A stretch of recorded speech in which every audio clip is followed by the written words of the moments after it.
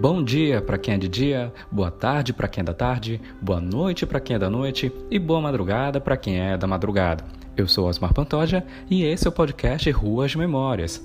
Em 6 episódios nós vamos aqui apresentar como escrever memórias literárias, como utilizarmos esse gênero para que nós possamos construir uma escrita mais prazerosa e mais divertida, acima de tudo, e que nós possamos também utilizar isso até o final dos nossos dias. Nossa, que sombrio, mas desculpa. No episódio anterior, nós falamos sobre inúmeras coisas que englobam a chamada memória literária e algumas dicas de como escrever esse gênero. A ideia é de que até o fim de todos os episódios, nós possamos escrever nossas próprias recordações e, quem sabe, até montar um material para que depois possa virar um livro, podemos dizer assim, uma autobiografia, olha só.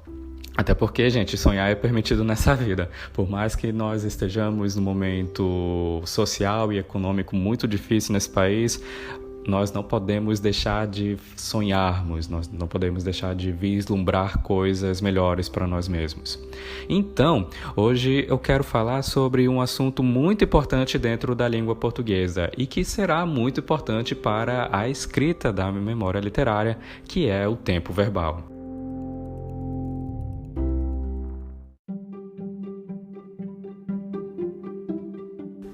Não sei se vocês já perceberam, para falar a verdade nem eu percebi também, até porque essa foi uma analogia feita pela minha parceira nas produções da pauta, Fabíola Coelho.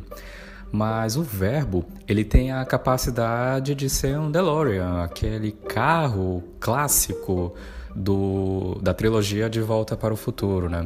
E viajar no tempo e espaço.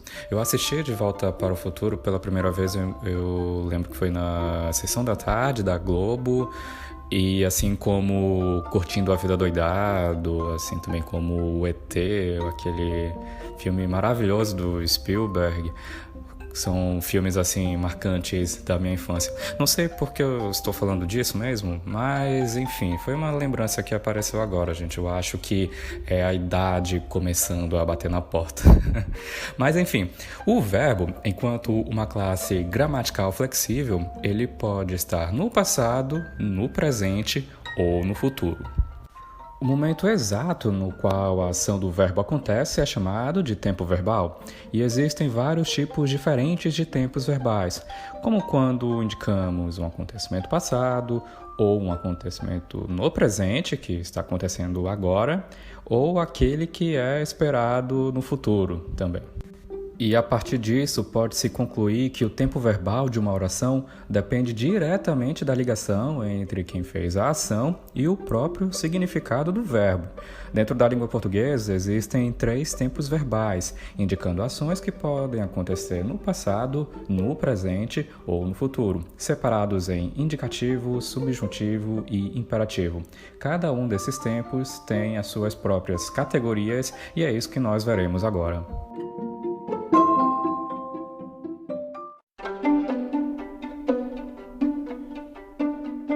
Na primeira categoria que veremos hoje, nós temos o modo indicativo, na qual temos o presente, o pretérito, que é dividido em 3 subdivisões, o imperfeito, o mais que perfeito e o perfeito, e o futuro, que por sua vez também é dividido em outras 2 subdivisões, o futuro do presente e o futuro do pretérito.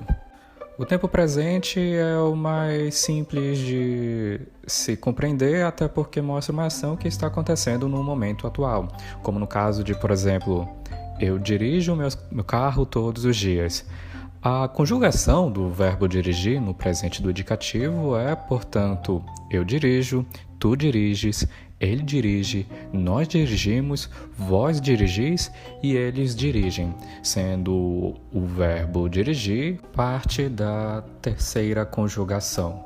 Agora vamos para o pretérito, que seria o tempo verbal que indica uma ação que aconteceu no passado.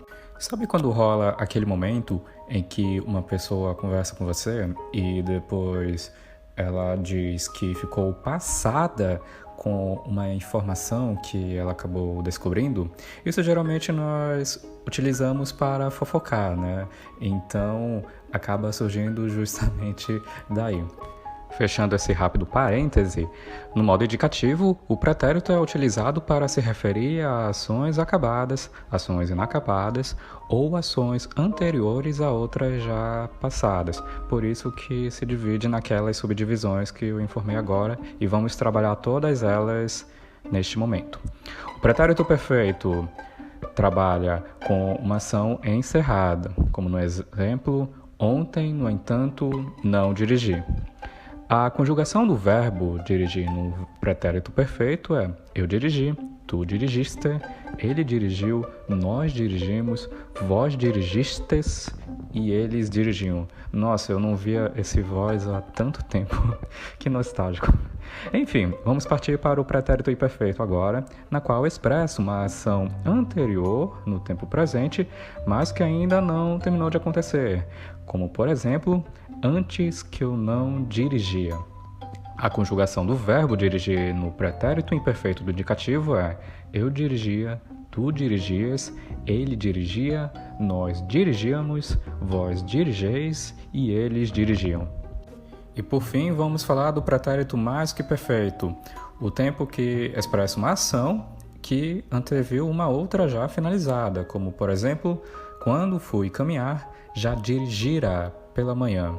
É importante conhecer o conceito desse tempo, mas é bom que se diga que ele já está em desuso, né? Você raramente vê no dia a dia alguém falar ou alguém pronunciar um verbo no pretérito mais que perfeito.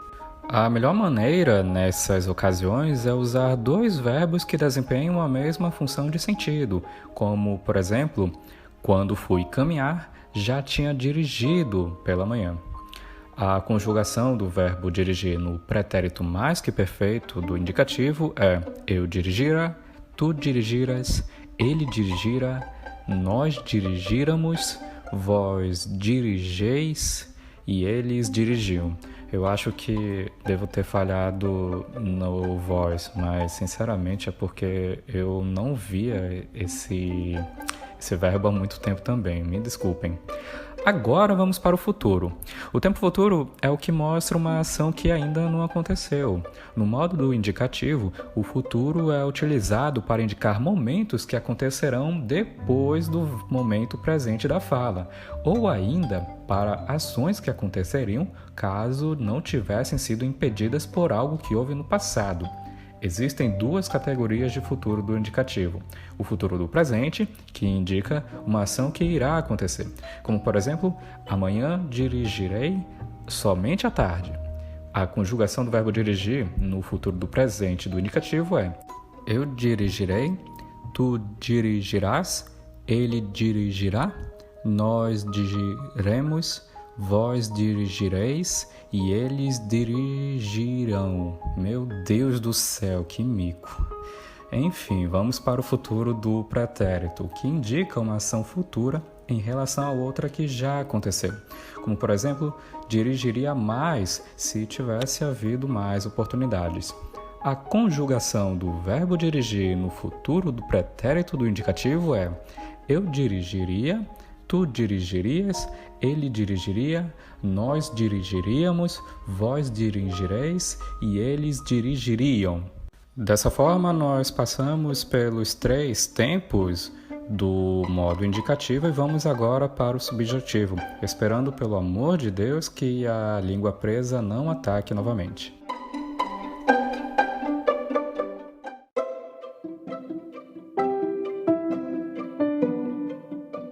Agora, seguindo para o modo subjuntivo, ele é dividido em presente, pretérito, que no caso será apenas o imperfeito, e futuro. No presente do subjuntivo, ele expressa uma ação atual que é indefinida ou questionável, como, por exemplo, que eles dirijam. A conjunção do verbo dirigir é que eu dirija, que tu dirijas, que ele dirija, que nós dirijamos, que vós dirijais e que eles dirijam. Enquanto que no pretérito imperfeito, ele expressará uma ação do passado que depende de outra ação para que também ela já esteja concluída no caso. Como, por exemplo, se eles dirigissem, não precisariam andar a pé.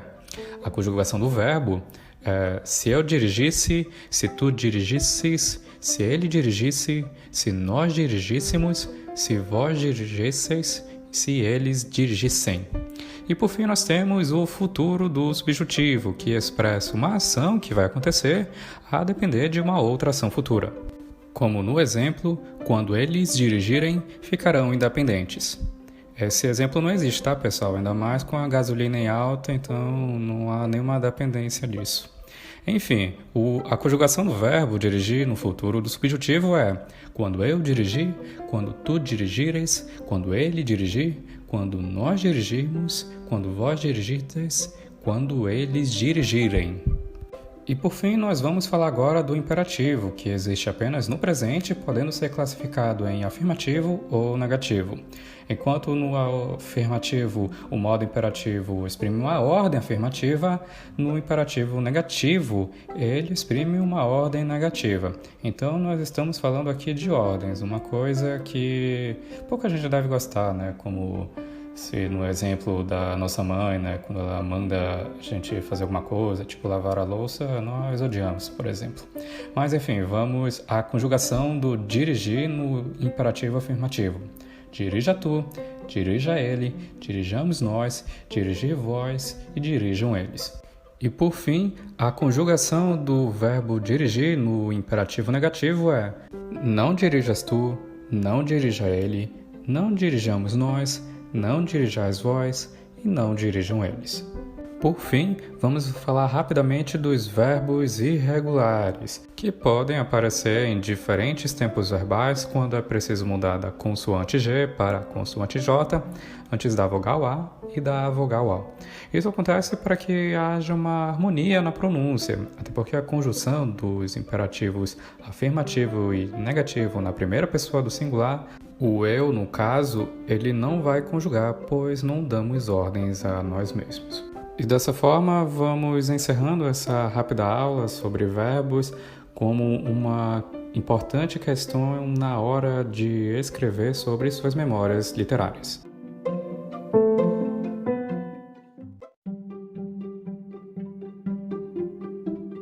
Agora, é muito provável que você, caro ouvinte, deve estar pensando agora: meu Deus, por que nós fizemos toda essa volta em cima dos tempos verbais? Afinal, isso é uma coisa que eu sei desde os 9, 8 anos de idade.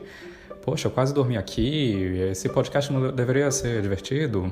Então, é uma questão muito importante para que nós trabalhássemos para esse podcast que fala sobre memórias literárias, porque o tempo verbal predominante nas redações que vocês podem escrever depois será o passado, ou como dito na gramática, o pretérito, porque afinal são recordações passadas, acontecimentos já realizados, este podendo ser inseridos no pretérito perfeito ou no imperfeito, indicando, no caso, uma atitude inacabada, como nós vimos anteriormente.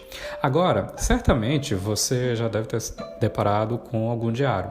Eu devo ter falado sobre ele em algum momento nos podcasts anteriores, agora eu não vou lembrar.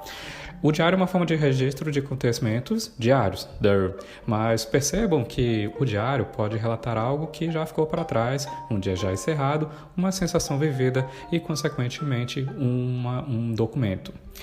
Eu quero deixar aqui agora a leitura de um dos livros favoritos da minha vida e quem sabe, e sinceramente eu torço bastante para que seja a de vocês também, que é Quarto de Despejo, da Carolina Maria de Jesus. A finalidade dessa leitura é que vocês possam perceber o funcionamento do tempo verbal no passado como um recurso expressivo para evocar as lembranças. O livro é muito forte e retrata o cotidiano de uma catadora de recicláveis, moradora de uma favela na década de 50. Seus escritos foram descobertos por um jornalista e até hoje o livro é publicado.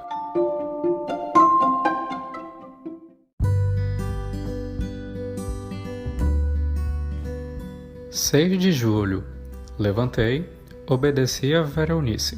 Fui buscar água. Fiz o café. Avisei as crianças que não tinha pão, que tomassem café simples e comessem carne com farinha. Eu estava indisposta, resolvi benzer-me. Abri a boca 2 vezes. Certifiquei-me que estava com mal olhado. A indisposição apareceu, saí e fui ao seu Manuel levar umas latas para vender. Tudo quanto encontro no lixo eu cato para vender. Deu 13 cruzeiros. Fiquei pensando que poderia comprar pão, sabão e leite para a Vera Eunice. E os 13 cruzeiros não dava. Cheguei em casa, aliás, no meu barracão, nervosa e exausta. Pensei na vida atribulada que eu levo. Cato papel, lavo roupa para 2 jovens, permaneço na rua o dia todo. E estou sempre em falta. A Vera não tem sapatos e ela não gosta de andar descalça. Faz uns 2 anos que eu pretendo comprar uma máquina de moer carne. É uma máquina de costura. Cheguei em casa, fiz o almoço para os 2 meninos. Arroz, feijão e carne. E vou sair para catar papel. Deixei as crianças. Recomendei-lhes para brincar no quintal e não sair na rua, porque os péssimos vizinhos que eu tenho não dão sossego aos meus filhos. Saí indisposta, com vontade de deitar, mas o pobre não repousa. Não tenho o privilégio de gozar descanso. Eu estava nervosa interiormente e amaldizendo a sorte. Catei 2 sacos de papel. Depois retornei. Catei uns ferros, umas latas e lenha. Vinha pensando, quando eu chegar na favela vou encontrar novidades.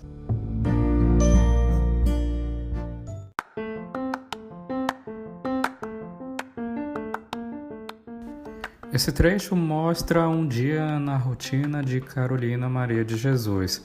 Mas, ao ler o livro, você perceberá que esses dias são praticamente os mesmos. Tem um ou outro evento de diferente. E esse é um livro que ganha a sua importância dentro da literatura por contar histórias que geralmente são esquecidas nos registros oficiais. Até porque estamos falando do final da década de 50.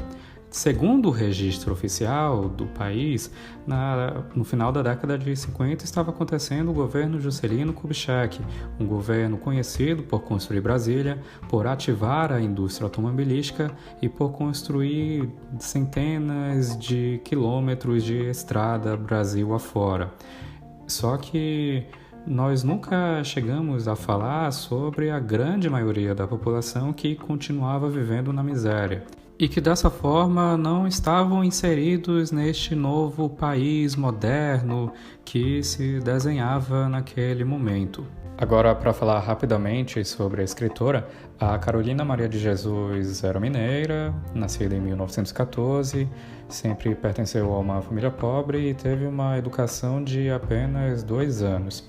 Depois, ela migrou para inúmeras cidades, desde Lajeado, ainda em Minas Gerais, Franca, em São Paulo, Conquista, em Minas Gerais, não Vitória da Conquista, na Bahia, como eu ia falar, até acabar voltando para a sua cidade natal, que era Sacramento, ainda em Minas Gerais. E em 1937, a Carolina Maria se mudou para São Paulo, onde trabalhou como empregada doméstica, e depois, em 1948, foi viver na favela do Canindé, onde nasceram seus 3 filhos. E desde então, ela sempre teve esse trabalho de catar papéis e outros materiais para reciclar, e assim ganhar alguns trocados para poder sustentar os seus 3 filhos. Mas até que, em 1958, um jornalista chamado Aldário Dantas conheceu a autora e descobriu que ela possuía diversos cadernos que davam seu testemunho sobre a realidade da favela. Esses diversos cadernos foram organizados para que ele pudesse ser publicado. A Carolina Maria escreveu Diário de Despejo, o Diário de uma Favelada, que foi lançado em 1960. E depois disso se transformou em um sucesso de vendas e acabou transformando a autora numa das principais vertentes negras dentro da literatura brasileira. Então, ouvinte, se você tiver a chance, por favor, dê uma olhada na literatura de Carolina Maria, leia os livros, compre-os de preferência em livrarias e conheça mais sobre essa autora que, sério, você não vai se decepcionar. é um daqueles nomes inesquecíveis na história desse país e que precisa ser valorizada por todas as gerações. Desculpa.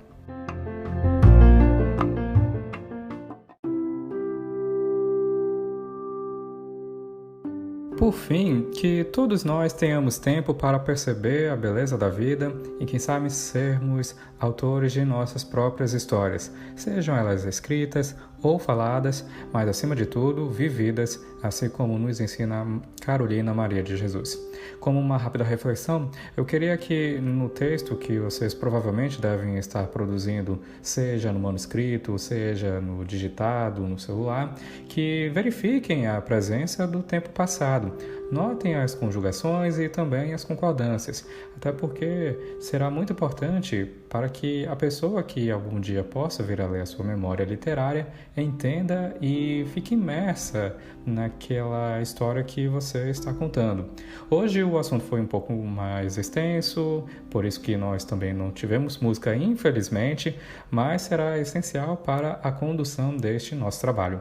E por isso, o 4º episódio do podcast fica por aqui. O Ruas de Memórias é parte do projeto de estágio 1 dentro do curso de Letras da Universidade do Estado do Amazonas e contou com ajuda na roteirização e apoio à pauta de Fabíola Coelho, sendo que a produção e a edição foram feitos por Osmar Pantoja e tudo foi produzido dentro da plataforma Anchor. Muito obrigado por ouvirem, me desculpem pela parte das conjugações, se você pode ter cochilado um pouco, mas elas são muito importantes e até o próximo episódio.